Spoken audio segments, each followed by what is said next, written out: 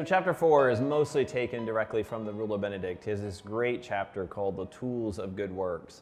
Now, good works are not something we do to be saved, but good works are an outgrowth of our faith, of our salvation.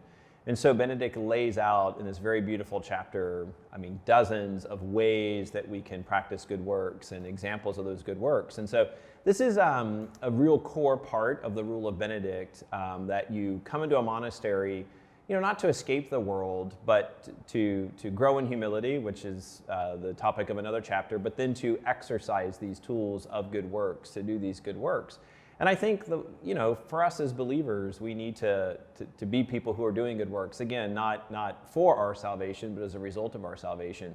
So Benedict lays out that the monastery is a place where people come not to escape, not to hide from the world, but to do good works in the world. There's a misunderstanding about monasticism, I think, historically, that these were men and women who moved into monasteries and kind of were enclosed behind walls and never had any interaction with the outside world, except maybe making fruitcakes or something like that they could sell.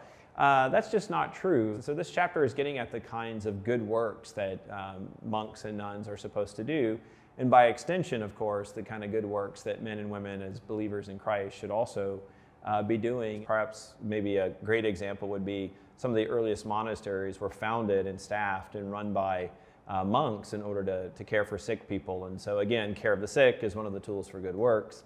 And this chapter is just trying to get at that element of our spiritual life, that we are people designed by God, saved by God in order to do good works to others.